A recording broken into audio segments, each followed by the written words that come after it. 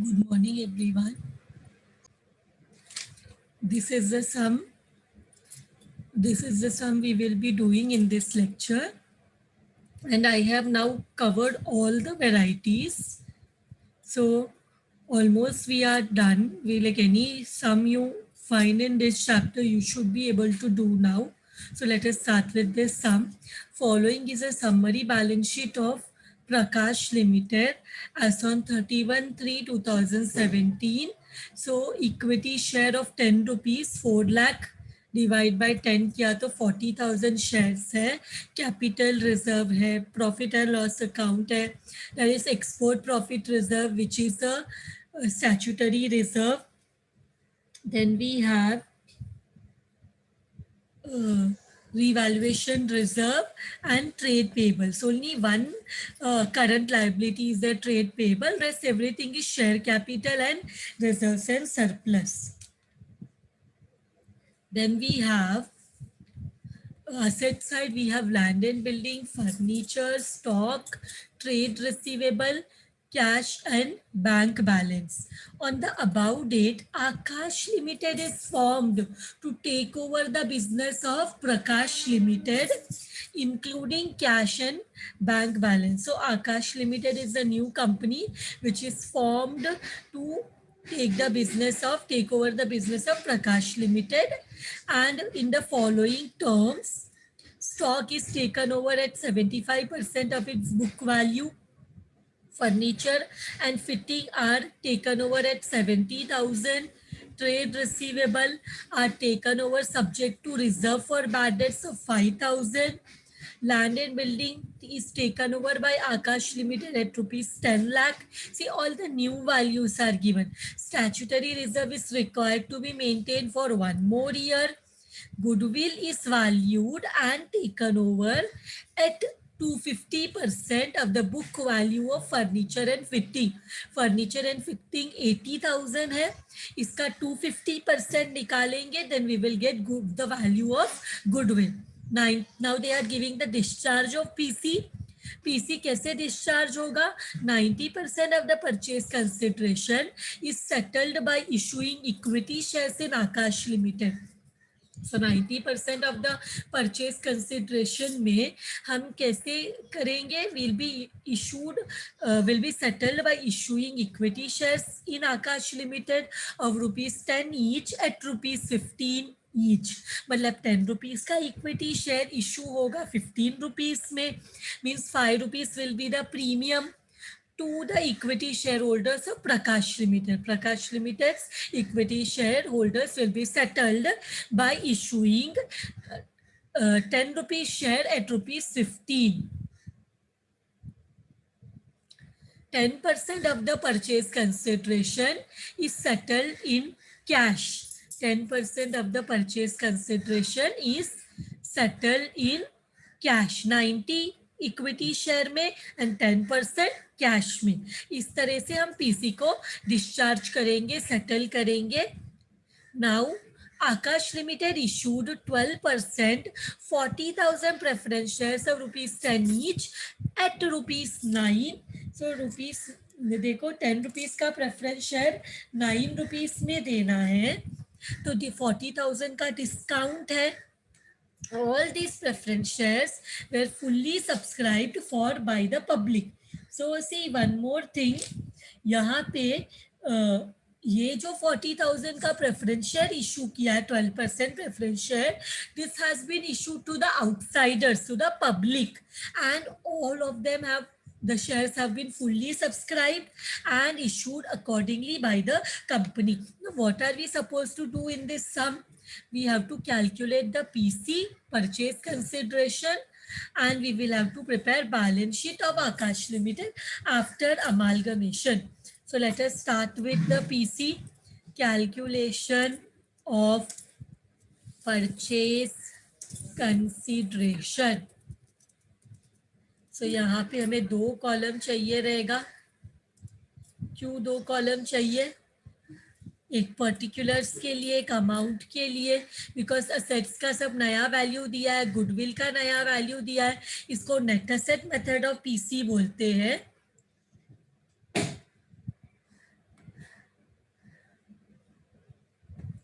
सो यहाँ पे particulars and rupees.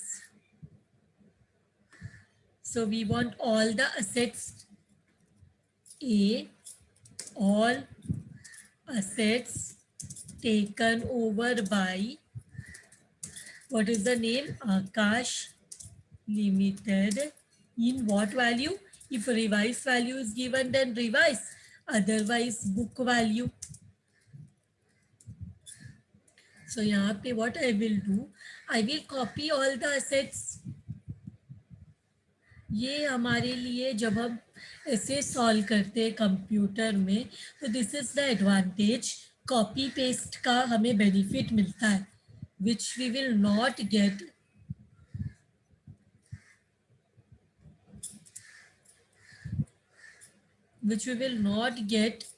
if it is solved in the board. नव ये रिवाइज वैल्यू दिया है किसी चीज का नहीं दिया, तो पहले तो हम ओल्ड वैल्यू कॉपी कर लेते हैं, फिर उसके बाद एक एक करके रिवाइज वैल्यू डाल देंगे. सो लैंडेड में सबसे पहले stock is taken at 75% of book value. तो बुक वैल्यू जो भी है, जो हमें पता है 40,000 है, उसका हमें 40,000 का क्या कितना परसेंट बोलते हैं? 75% बोला है. बुक वैल्यू जो है 40,000, stock is taken over at 75% of book value. Book value to 40,000 है, balance sheet value and book value means the same. So 40,000 into 75%, how much are you getting stock? It is 30,000. करो देखो 75% of 40,000. फिर trade furniture and fitting का नया value दिया है 70,000. Furniture fitting का 70,000. Trade receivable subject to bad debts. Trade receivable में 75,000 है ना, 75,000 में माइनस RDD करना है 5,000. तो कितना हो जाएगा? 70,000 हो जाएगा. फिर लैंड एंड बिल्डिंग का नया वैल्यू दिया है 10 लाख. नया वैल्यू दिया है 10 lakh. Land and building new value 10 lakh. फिर हमें यहाँ पे एक और असेट का जिसका कोई नया वैल्यू नहीं दिया, उसका हम ओल्ड वैल्यू ही लेंगे, जैसे कैश एंड बैंक बैलेंस. और यहाँ पे एक और नया असेट आएगा, that is goodwill, which is 250% of the book value of furniture and fitting. Furniture and fitting is 80,000. उसका 250% निकालो. 80,000 का 250%. So book value of furniture and fitting is 80,000. जैसे book value जितना भी होगा ना furniture and fitting का, उसका 250% निकालो, you will get the value of goodwill. So 80,000 का 250% कितना होता है? Are you getting 2 lakhs? So we get it as 2 lakhs. So सबको ऐड किया तो हमें टोटल आ जाएगा. टोटल ऑफ ए कर देते हैं. फिर इसमें से हम लेस करेंगे B, which is all external liabilities taken over by Akash Limited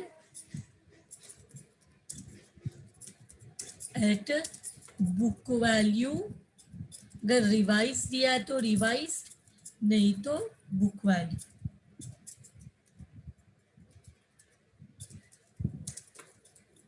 तो हमारे पास अगर हम देखते हैं तो हमारे पास कौन सा एक्सटर्नल लाइबिलिटी है? रिजर्व या अपना equity share capital is internal liability. Reserves are internal. सिर्फ ट्रेड पेबल है, पर ट्रेड पेबल का नया वैल्यू नहीं दिया, तो हम ट्रेड पेबल का ओल्ड वैल्यू ही लेंगे, दैट इज 90,000.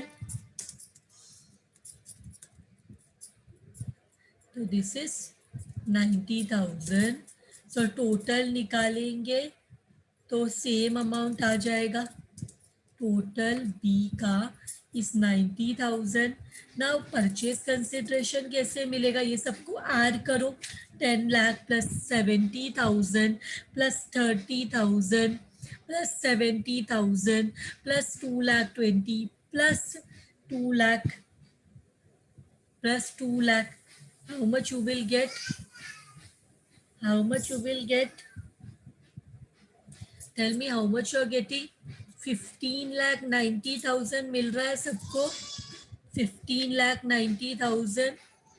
सो माइनस करेंगे तो हमें मिलेगा परचेज कंसिडरेशन। हमें मिलेगा purchase consideration which is A minus B, which is equal to 15,90,000 minus 90,000। 15,90,000 minus 90,000 हमें मिला 15 लाख। अब हम क्या करेंगे, अभी एक और चीज करना है, डिस्चार्ज ऑफ पीसी।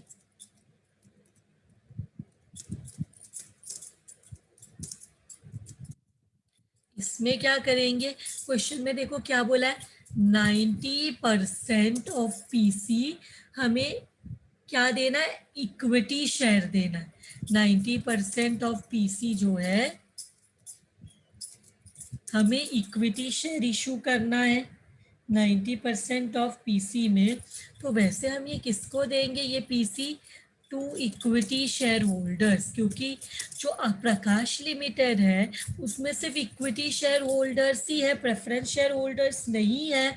तो हमें क्या देना है, equity shares in which limited, Akash limited, जो कि कितना होना चाहिए, 90% ऑफ पीसी। पीसी है 15 lakhs, तो ये कितना हो जाएगा, 90% ऑफ पीसी। 15 लाख का 90% इज हाउ मच, 13,50,000। इस पे हम क्या देने वाले हैं, 90% of PC which is equal to 13,50,000। इसमें हम 15 रुपए का शेयर देने वाले हैं। 10 रुपए का शेयर 15 रुपए में, हम क्या देने वाले, 10 रुपए का शेयर 15 रुपए में। तो कितना मिलेगा, करो क्या, see how much you are getting, 13,50,000 divide by 15, हमें मिल रहा है, 90,000 equity shares of ₹10 each issued at ₹15। मतलब हम यहाँ पे क्या कर रहे हैं, हम यहाँ पे 15 रुपए में 90,000 शेयर दे रहे हैं, जो कि 10 रुपए का है, बट इज इशूड एट 15, 5 रुपया प्रीमियम।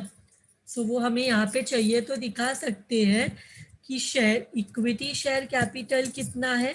इक्विटी शेयर कैपिटल है, ये हमें बैलेंस शीट बनाने में हेल्प करेगा। 90,000 into 10 which is equal to 9 lakhs। फिर हमारे पास है, फिर हमारे पास है security premium, securities premium which is 90,000 into 5 which is equal to 4,50,000। तो ये हमें मिला अलग से। अभी हमें क्या चाहिए, बाकी 10% of PC, that is 15 lakh is the PC, हम कैसे देने वाले, इन कैश। तो इधर लिखते हैं इन कैश। इन कैश है 15 लाख का 10% विच इज इक्वल टू 1,50,000। दोनों को ऐड करेंगे तो हमें टोटल मिल जाएगा 13,50,000 plus 1,50,000 is equal to 15 lakh. So discharge of PC should be equal to the PC amount. तो पीस ये हो गया। अभी हम क्या करेंगे, बैलेंस शीट प्रिपेयर करेंगे कि कौन से कंपनी में, आकाश लिमिटेड में बैलेंस शीट प्रिपेयर करेंगे। Balance sheet as on, let us see the date, कौन सा डेट में अमालगमेशन हुआ है, यहाँ पे कुछ सी डेट की बनी 31 मार्च 2017, सो 31 मार्च 2017। सो यहाँ पे लेटस प्रिपेयर 3 कॉलम्स, एक अमाउंट के लिए है, फिर नोट्स टू अकाउंट के लिए और पर्टिकुलर्स के लिए। सो particulars, notes to account and rupees.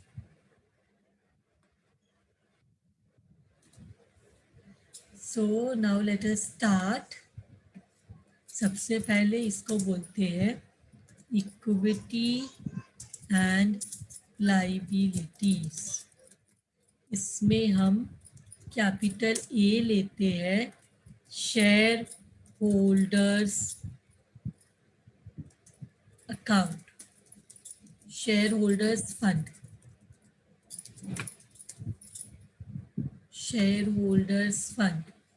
See, here they have asked only 2 things in the question. If you will see, क्या प्रिपेयर करने बोला है, you are required to calculate purchase consideration, वो हमने कर लिया, and they say you are required to prepare balance sheet of Akash limited after amalgamation. So हम वो प्रिपेयर कर रहे हैं। ये सब में ओल्ड बुक क्लोजिंग कंपनी जिस प्रकाश लिमिटेड के बुक में realisation account, equity share holders account, Akash limited account, ये सब प्रिपेयर करने नहीं बोला है। जितना प्रिपेयर करने बोला है हम सिर्फ उतना ही चीज प्रिपेयर करेंगे। तो यहाँ पे पीसी और बैलेंस शीट दो ही चीज पूछा है। सो शेयर होल्डर्स फंड में क्या आएगा, share capital and reserves and surplus. So इसके लिए हमें 2 नोट्स बनाना पड़ेगा, 1 and 2। तो इसमें let us go to notes to accounts। Notes to accounts में पहला नोट है शेयर कैपिटल। शेयर कैपिटल हमारे पास 90,000 है जो हमने प्रकाश लिमिटेड को दिया। इक्विटी कैसे पता, I will show you. PC में हमने देखा ₹10 ईच। सी पीसी में हमारे पास इक्विटी शेयर कैपिटल 90,000 है, 10 रुपीज़ का। उनको 15 रुपीज़ में शेयर इशू किया तो 5 रुपए का प्रीमियम है, तो this is coming to 9 lakhs। लेकिन एक और चीज़ यहाँ पे आएगा, वो है हमने मार्केट में प्रेफरेंस शेयर भी सेल किया है। देखो 40,000 preference share of 10 each eight ₹9 public को सेल किया है। तो उसका ना what I will do, I will hear after this one I will prepare the working note after PC, और उसमें जो फ्रेश इशू का जर्नल एंट्री देख लेते हैं।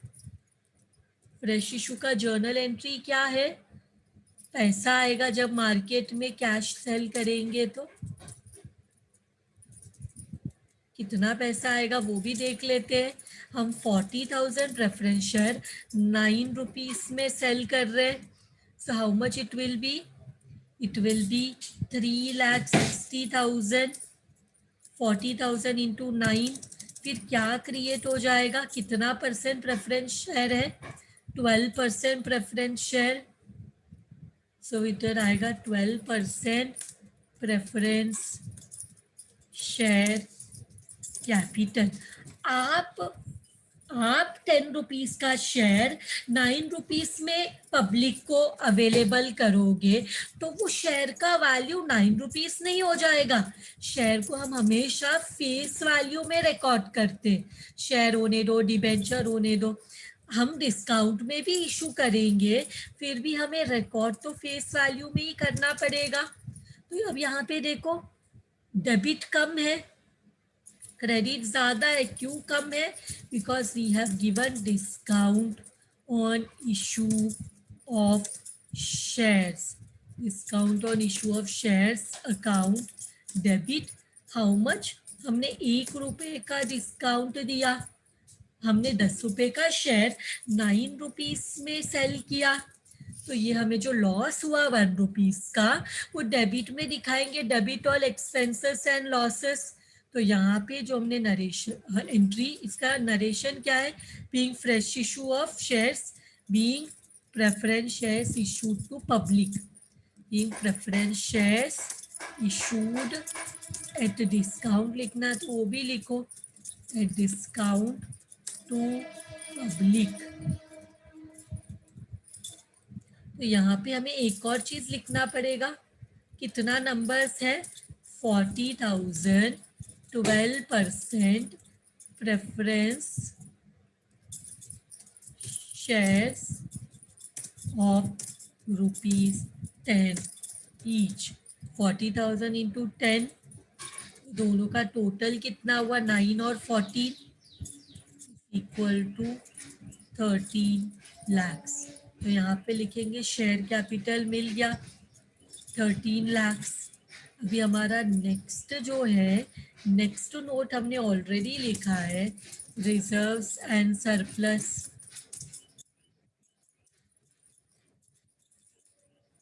तो रिजर्व्स एंड सरप्लस में हमारे पास कौन सा रिजर्व है? देखो, सिक्योरिटी प्रीमियम है हमारे पास। सिक्योरिटी प्रीमियम कितना है? 4 लाख। जो हमने शेयर 10 रुपए का 15 रुपया में सेल किया, तो हमारे पास सिक्योरिटीज प्रीमियम है।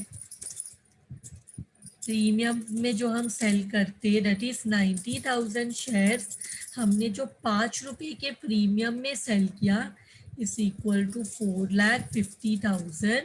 फिर एक और चीज यहाँ पे आएगा, amalgamation adjustment reserve. Amalgamation adjustment reserve क्यों है? I will show you. Amalgamation adjustment reserve, go to the question. We have export profit reserve in the question, और क्वेश्चन में यहाँ पे कौन सा पॉइंट? पॉइंट नंबर 5 से statutory reserve is required to be maintained for 1 more year। तो ये 60,000 statutory reserve का भी एंट्री दे देती हूँ तुम लोग को। वैसे this entry we have done lot of times. So next entry है स्टैट्यूटरी रिजर्व का। स्टैट्यूटरी रिजर्व के लिए हम कौन सा अकाउंट?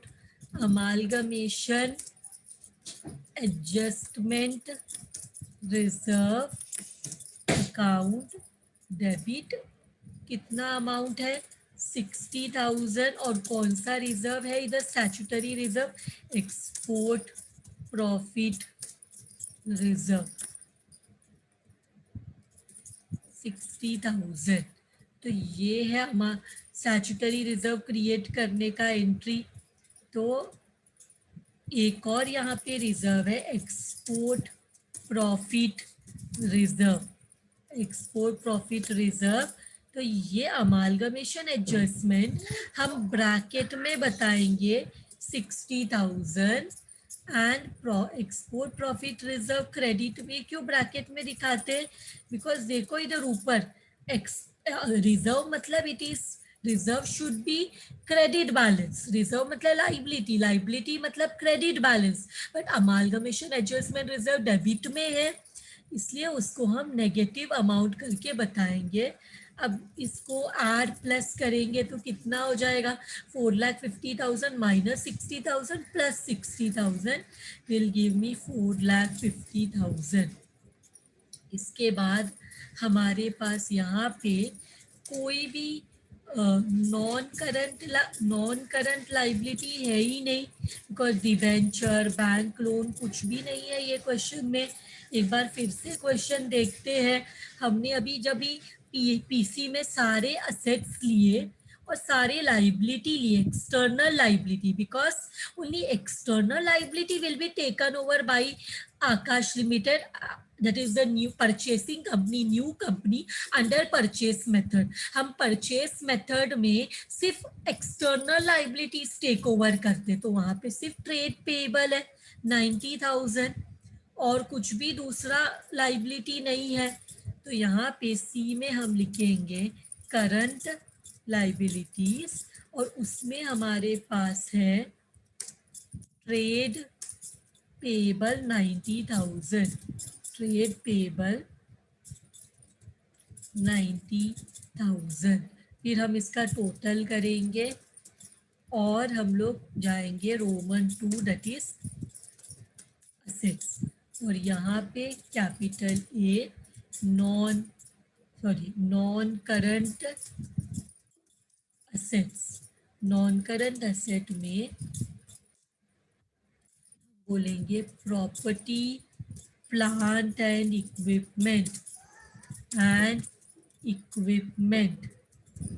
तो हमारे पास इधर दो है, एक होता है टैंजिबल असेट्स और दूसरा होता है इनटैंजिबल। सो टैंजिबल इंटैंजिबल के लिए पीसी में जाओ। हमारे पास कौन सा दो टैंजिबल है, हमारे पास land and building, furniture and fitting, दो टैंजिबल असेट्स है 10 लाख एंड 70,000। तो मैं यहाँ पे I will name it as 3, because हमें एक और नोट बनाना पड़ेगा, एक से ज्यादा है ना। So I will prepare third one, tangible assets. तो इसमें हमारे पास दो है, land and building and furniture and fitting, land and building and furniture and fitting. So what I will do, I will remove this gap. One is 10 lakh. One is 10 lakh. So I will write here 10 lakhs. And the other one is 70,000. And the other one is 70,000. तो ये दोनों को add करेंगे तो it will be 10 lakh 70,000. तो हमें tangible मिल गया 10 लाख 70,000।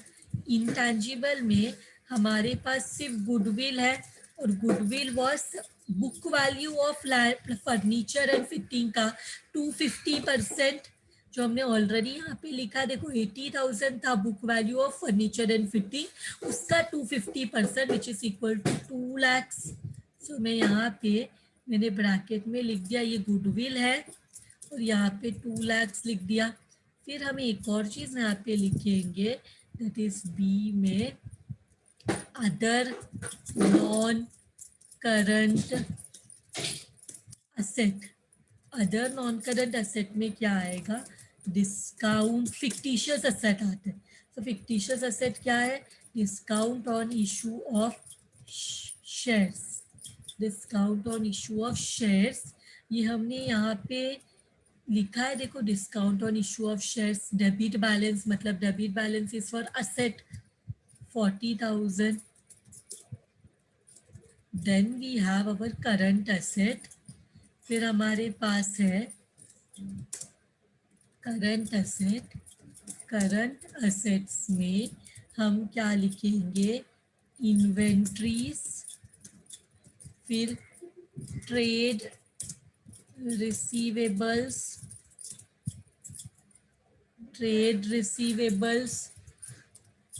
फिर हमारे पास है cash and cash equivalent, so let us see यहाँ पे इसका क्या अमाउंट है ऊपर पीसी में, बिकॉज ये सब असेट को रिवाइज्ड वैल्यू में या बुक वैल्यू में टेक ओवर किया है आकाश लिमिटेड ने। तो स्टॉक 30,000, डेटर ट्रेड रिसीवेबल 70,000 है। तो मैं यहाँ पे अकॉर्डिंगली लिखूंगी 30,000 एंड 70,000 एंड कैश इक्विवेलेंट का कितना है? कैश एंड कैश इक्विवेलेंट है 2,20,000। 2,20,000 में पीसी में कैश दिया है क्या? पीसी में इन कैश, पीसी में हमने इन कैश भी दिया है। देखो पीसी में हमने जितना भी कैश लिया उसमें 1,50,000 पे कर दिया, 1,50,000 पे कर दिया। और हमें और कैश आया कभी है? जब हमने फ्रेश इशू में प्रेफरेंस शेयर्स को सेल किया। मतलब हमारे पास 2,20,000 था, हमारे पास इनिशियली 2,20,000 था, फिर प्रेफरेंस शेयर को सेल किया तो हमें 3,60,000 आया। फिर हमने जब प्रकाश लिमिटेड को कैश पे किया तो 1,50,000 बाहर गया। तो ऐड करके माइनस करो, how much you will get? You will get 4,30,000. With this, we have to take the total of the balance sheet and see how much is the tally amount coming to. So it is coming to how much? 18,40,000. 13 lakh plus 4 lakh 50,000 plus 90,000, and here also it should be 18 lakh 40,000. With this, when both the asset and liability amount is coming equal, we will say that our balance sheet has got tallied. With this sum is done. Thank you very much everyone.